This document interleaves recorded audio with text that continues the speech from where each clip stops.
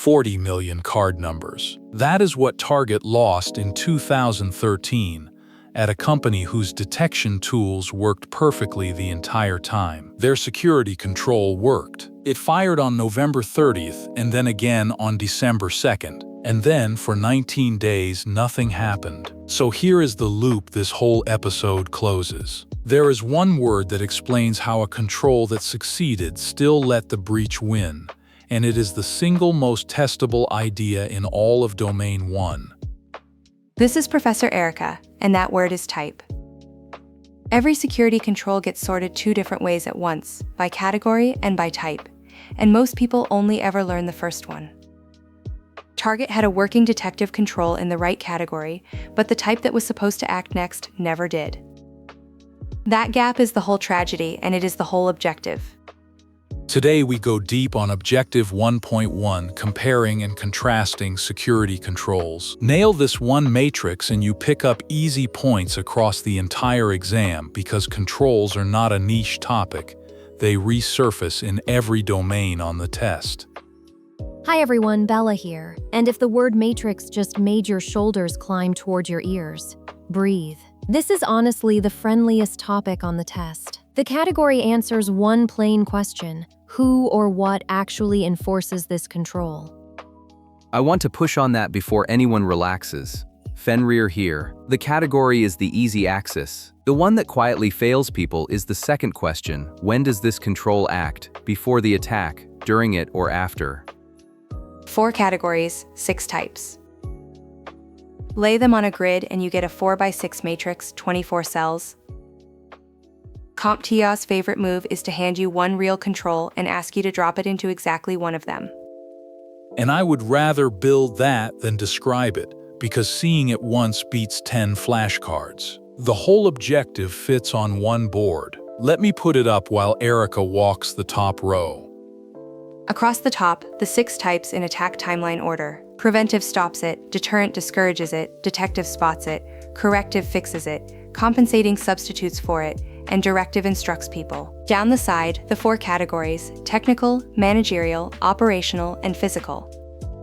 There it is, the entire objective on one board. Every cell is a real control doing one job at one moment. Bella, why does this beat memorizing a flat list of answers? Because the exam never asks you to recite the list, it hands you a story and asks where the control lands. A firewall is technical and preventive, while a camera a guard actively watches is operational and detective. Same idea, 2 coordinates every time. That is so much less to carry than 24 memorized answers. Picture Marisol, a help desk analyst cramming for this exam on her lunch break. She kept failing controls questions because she tried to brute force 24 flat answers into memory. The moment she switched to asking just 2 questions, who enforces it and when does it act, her practice scores jumped because she stopped memorizing and started reasoning. And that is why this objective earns the extra 10 minutes. Controls are not locked inside Domain 1. They reappear in risk management, incident response, architecture, and operations. Learn the matrix once, and you are quietly answering questions in 4 other domains. Stick with me through the back half, because that is where it pays. We map a live firewall command onto this grid. We phone an expert on the one control type the standards bodies actually argue about, and we crack the pairing that sinks more people than anything else on the objective. Quick reality check before we go deeper. Fenrir, you have been fielding the same question from viewers all week. Put it on the table for the room. Happy to, because it is a fair one. People keep asking, do I have to memorize all 24 cells or just understand the categories and types? It is worth answering out loud before we start dropping examples into cells. Honest answer, the second one. Understand the 2 axes and you can rebuild any cell on the fly. That is exactly what the rest of this video trains. Let us start with the categories.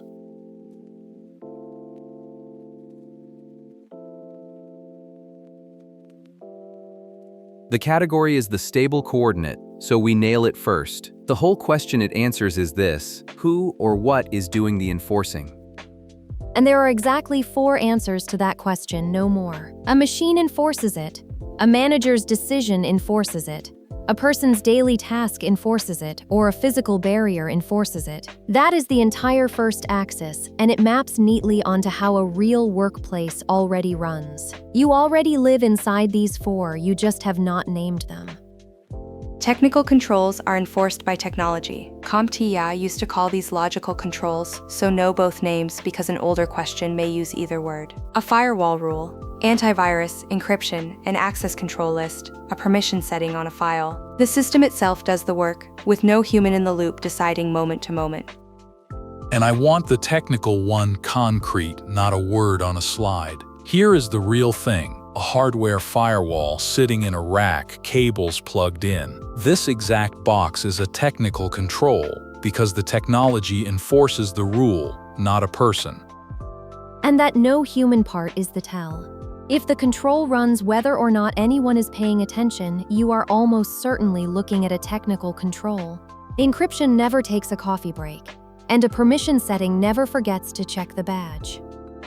Managerial controls are the paperwork and the decisions that steer everything else. The risk assessment, the security policy, the background check process, the change management plan. They do not block a single packet, and they were never meant to. They tell the organization how to think about risk before anyone technical builds a thing, which is why you may see them called administrative controls too. Think of managerial as the architect's blueprint and the building code. It never lifts a hammer, but every wall gets built to its specification. Hiring policy, vendor risk reviews, awareness program design, all managerial. Operational controls are the ones people carry out by hand, day to day. A security guard doing rounds, awareness training, an analyst reviewing logs every morning. The incident response team actually working a ticket. The control only works because a human shows up and does the task.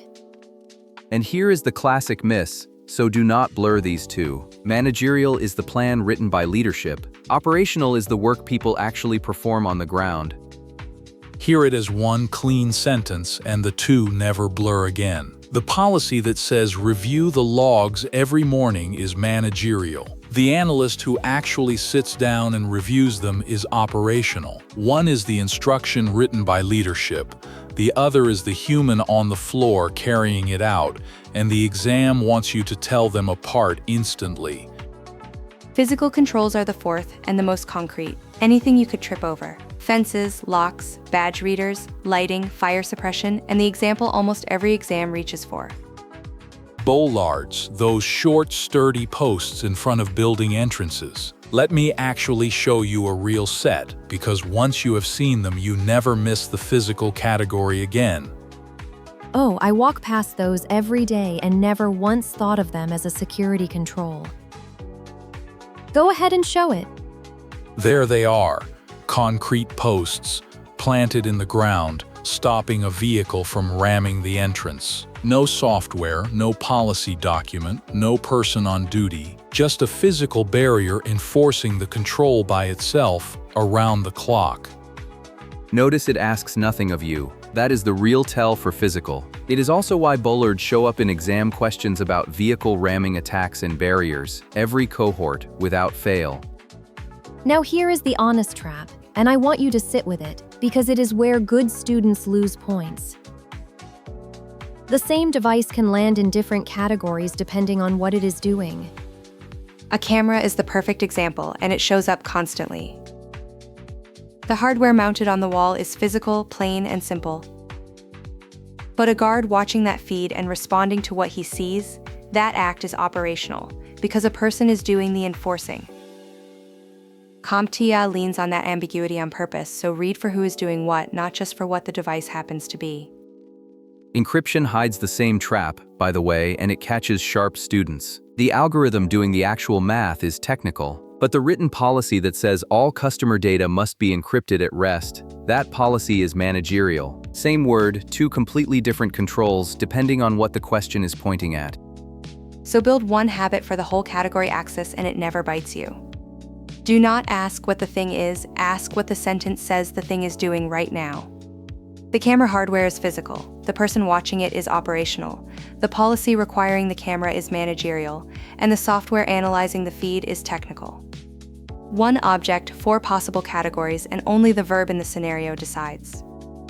So that is the category axis, the who or what. 4 clean answers, 1 habit. Read for the actor and not just the object. Next, we flip to the harder axis, the one that actually explains the target disaster, the 6 types. Before we keep going, one small favor that actually moves the needle.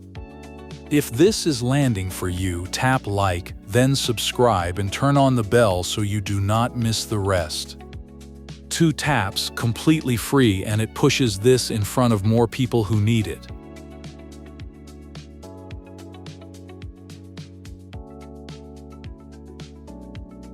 Now the second axis, the 6 types, and the cleanest way to learn them is to watch 2 of them fight.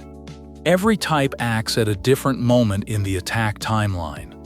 Preventive and detective sit at the heart of an argument security teams actually have every day.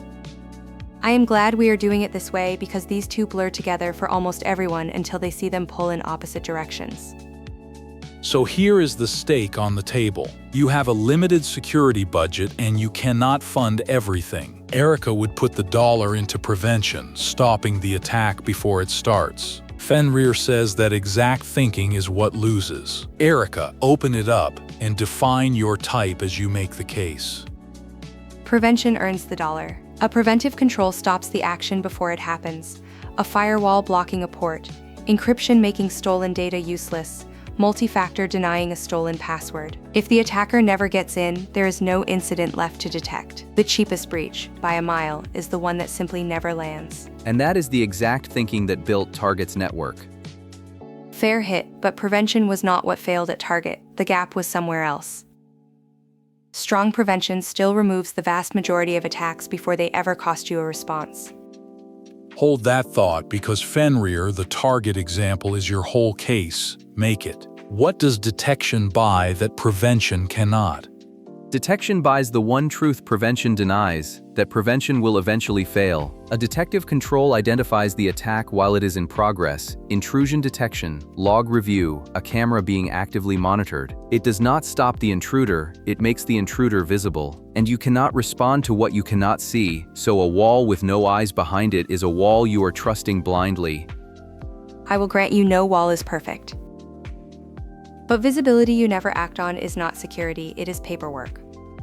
And yet at Target, detection actually worked. The alert fired, and then it fired again. The detective control did exactly its job, on time. Assume breach, because that is the modern doctrine for a reason, and the reason is that no wall holds forever. But that cuts against you too, Fenrir. Target's detection fired and they still lost everything. So is detection even worth the money if nobody acts on it?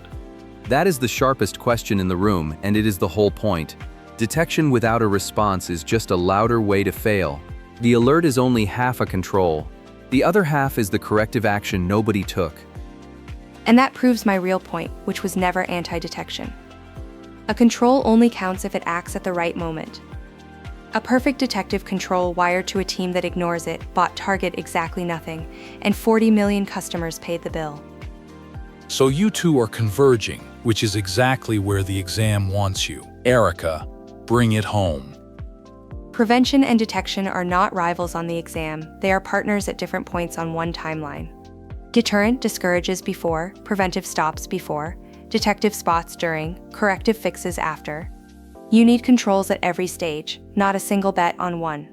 The whole point of defense in depth is that any one layer can fail, so you never stake the building on a single wall. And mind that first one, deterrent, because the exam loves to slide it next to preventive and watch you trip.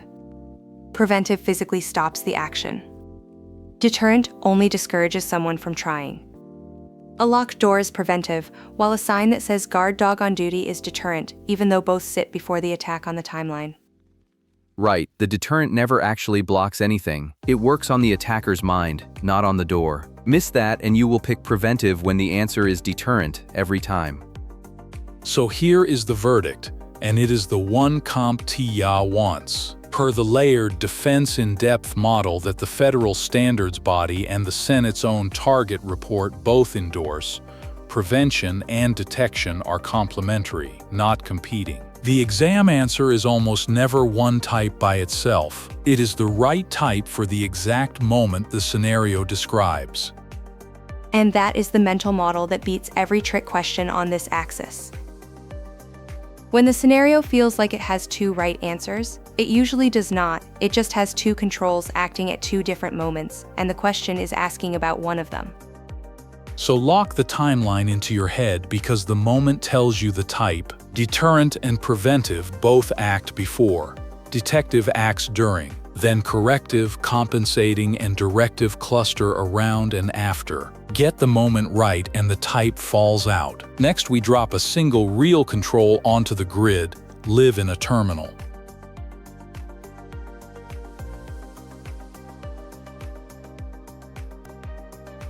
Let us turn the theory into a reflex with one drill. I give you a real control, you give me two coordinates, the category and the type. Do this enough and the matrix stops being memorization and becomes a habit. And one principle makes the drill almost mechanical, which is why I want it said before we touch a keyboard. The category is locked the moment you identify who or what enforces the control, and it rarely moves. The type is the one that flexes with the verbs in the scenario. So pin the category first, then slow down and read for the action. And I want this concrete. So let me build the control with you, a host-based firewall rule, the exact thing you would type on a Linux box in the lab. Watch what category and type fall out of it. This is the difference between reading that a firewall is a control and watching one come to life. And this matters more than people think because CompTIA puts performance-based questions in front of you. You get dropped into a simulated console and asked to actually do the thing, not just name it from a list. Seeing the real command now is how that stops being intimidating on exam day. Here is the firewall on a lab server. First, check what is already allowed. This is the uncomplicated firewall on Ubuntu, all in an isolated test environment. So the default is already deny incoming, which is good hygiene. Now show them the rule that targets one specific port. Now the actual control. One rule that denies inbound traffic to the database port 3306. The firewall enforces it. In software, the instant a packet arrives. Nobody has to be watching the box. Stop right there, because that single line is the whole lesson on the category axis. The technology, the firewall software itself, is doing the enforcing. No policy document, no person on watch, no barrier you can touch. That makes the category technical, full stop, and notice we did not have to debate it. And now the type, which is the half people overthink. The rule blocks the connection before it ever reaches the database, and before is the magic word. A control that acts before the event is preventive, so the cell is technical and preventive. Two coordinates, one control, done, and we never once had to memorize it. Watch the wording trick now because it is exactly how CompTIA flips the answer on you. Add one word to that same rule and the type changes. Same firewall, one new word, log. Now it blocks the packet and writes a record of every attempt. The blocking is still preventive, but the logging adds a detective role on top. One device can carry two type jobs at once, and the exam exploits that overlap on purpose. So when a control clearly does two things, expect two type answers to be defensible. So your reading discipline on test day is simple. Find who or what enforces it for the category, then find the moment it acts for the type. And Bella, you keep flagging the one thing that trips people right here, so put it to the room. Yes, and it is the exact snag. If one control does two jobs at once, how do I pick the right category and type on a single answer question? You do not pick, you read what the question is pointing at. The category holds steady, so lock it first. Then the scenario always emphasizes one action, and that verb names the type it wants. If the sentence stresses blocking, the answer is preventive, even though logging is happening too. The exam tells you which job it cares about, so let it. Let us do 3 fast ones to build the reflex, no code, just the 2 coordinates. Picture a nightly backup job that restores a server after ransomware hits. What are its coordinates? A script runs the backup, so technology enforces it, that is technical. And it acts after the event to restore operations, which is the textbook definition of corrective. Technical and corrective, the cleanup cell. Notice the giveaway word was after. Now a warning sign on a fence that reads, "This property is monitored." 2 coordinates, go. The sign is a physical object you could reach out and touch, so the category is physical, and it does not stop or detect anyone, it only discourages them from trying, which is the precise definition of deterrent, physical and deterrent. The sign never blocks a thing, it works purely on the attacker's nerve. Last one, the written acceptable use policy that tells every employee how to handle customer data. Where does it land? Leadership writes it so it is managerial, and it instructs people on how to act, which is directive. Managerial and directive. 3 controls, 3 cells, no hesitation. That is the reflex you want on test day. And keep a small verb dictionary in your head. Stop, block, deny, and prevent point at preventive. Identify, alert, detect, and monitor point at detective. Restore, recover, and rebuild point at corrective. The exam writers signal the type with the action verb almost every time. 2 more verbs finish the dictionary. Discourage, warn, and scare point at deterrent, because they work on the attacker's decision, not the door. Instruct, require, and mandate point at directive, because a directive tells a person what they must do. Learn those 5 verb families and the type axis is almost solved before you finish reading the question.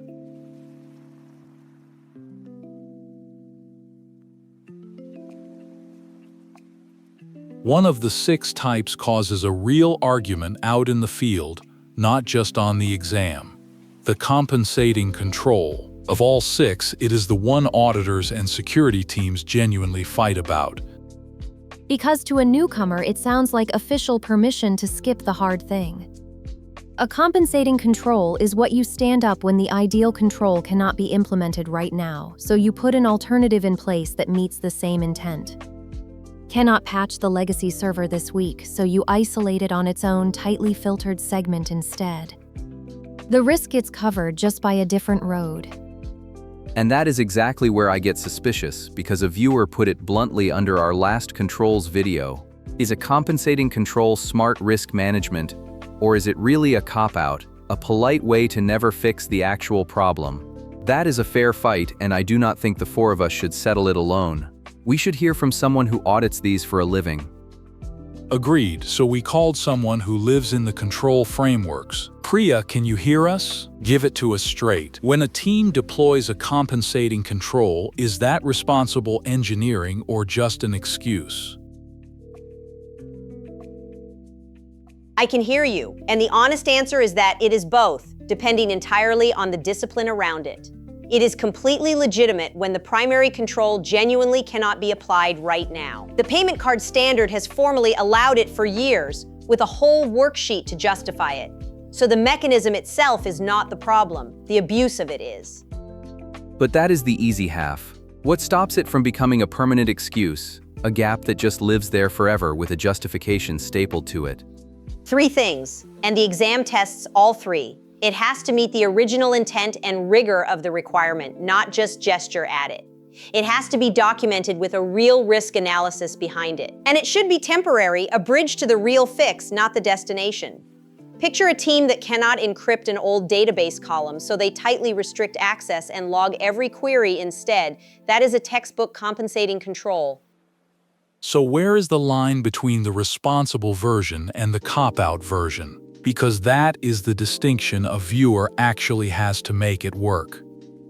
The cop-out is when the alternative does not actually reduce the risk to the same level and nobody ever revisits it. If it is weaker than the real control and carries no expiration date, you have not managed the risk, you have just renamed it. On the exam, the giveaway for the legitimate version is always those same 3 words: intent, documented, temporary. Priya, one thing students get tangled on. How do I tell a compensating control apart from a plain preventive one, since both can look like the same firewall rule sitting there? By the reason it exists, not by what it is. A preventive control is your first choice, the thing you would have picked anyway. A compensating control only shows up because that first choice was blocked. So the scenario will tell you the primary control could not be used. No mention of a constraint means it is just a regular control wearing its normal type. Compensating always answers a problem the question already stated. Then I will concede the point. Done right, with equal rigor and an expiry, it is smart. Done lazily, it is exactly the excuse I was worried about. That is the whole verdict. For the exam, leave your viewers with one line. Compensating means an alternative that meets the intent when the primary control cannot be used. If the scenario says we cannot do the real thing, so we did this instead, that is compensating. Thanks for having me on. This was a good one. That is a fair, honest answer, and it is the verdict I would put on the board. A compensating control is good risk management only when it meets the intent, gets documented, and stays temporary. Skip those and it really is a cop-out. Thanks, Priya, we will let you go.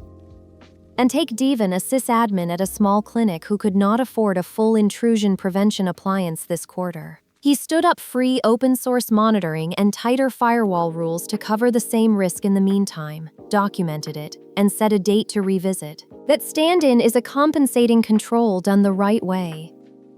Which sets up the single trickiest pairing on the whole objective, because Devin does one more thing later in the story that looks almost identical and is not. That is where most people lose the point, so let us draw the line clean.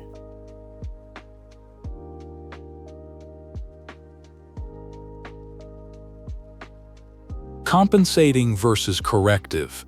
This is the pairing that quietly sinks more controls questions than any other because the words feel like cousins and the exam knows it. Let me draw the line clean so it never costs you a point. The trick is to hear what each one is actually answering. They sit at different moments and they solve different problems, so I want them side by side rather than defined in a vacuum. Compensating is the substitute, and the board makes it obvious. It is what you deploy when the real control cannot be implemented right now, so you stand up an alternative that meets the same intent.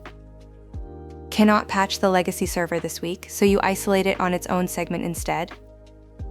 The key word is alternative. You are doing something else in place of the real fix.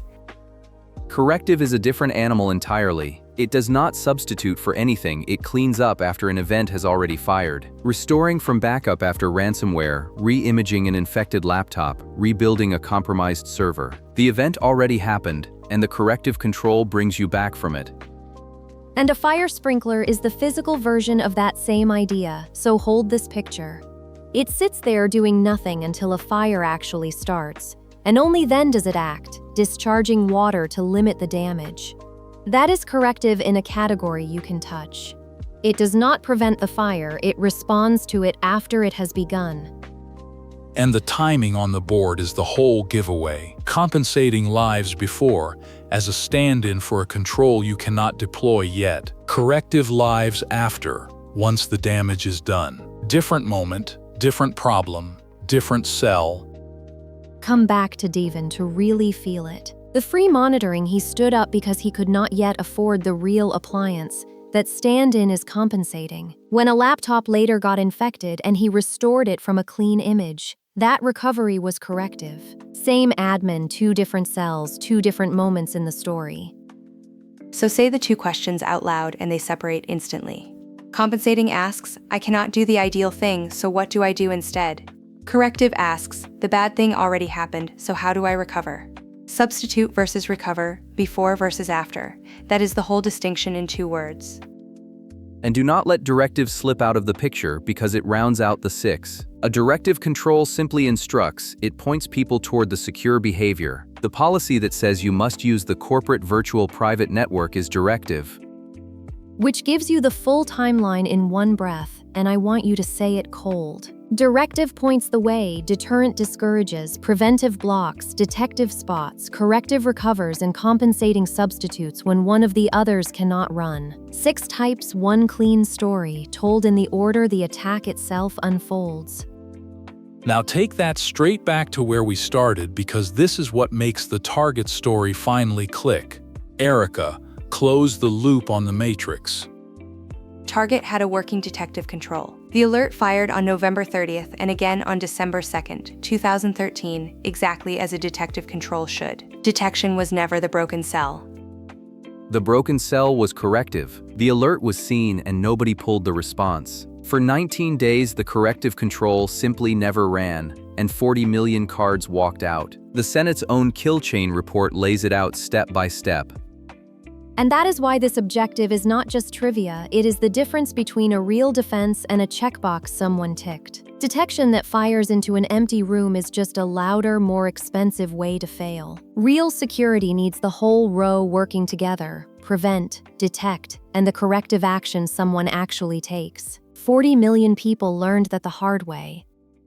If today gave you a single rule, make it this one. Every control has exactly 2 coordinates: who enforces it and when it acts. The exam and the real world only punish you when you get the when wrong, the way Target did. Lock the matrix into muscle memory, and Objective 1.1 becomes free points you can count on.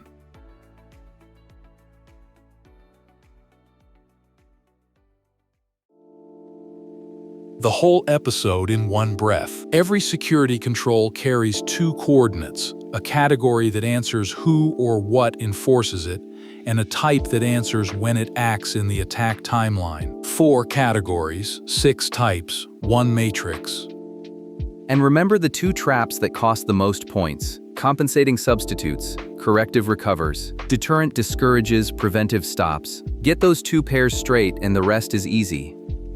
And you can use this tonight, no studying required. Take 1 control at home, your laptop's disk encryption, and place it in its cell out loud. Name who enforces it, then name when it acts. Do 5 of those before bed and Objective 1.1 is yours.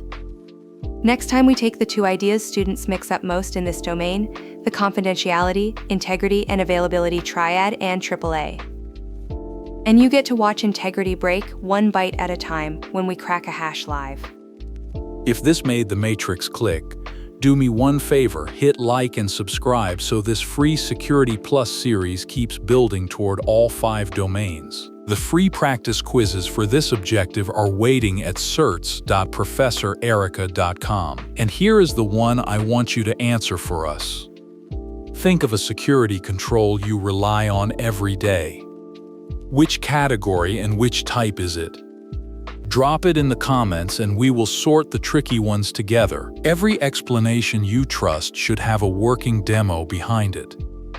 That was tight, Michael. 9 out of 10 and a slightly threatened host. This is Professor Erica. Thanks for watching and signing off.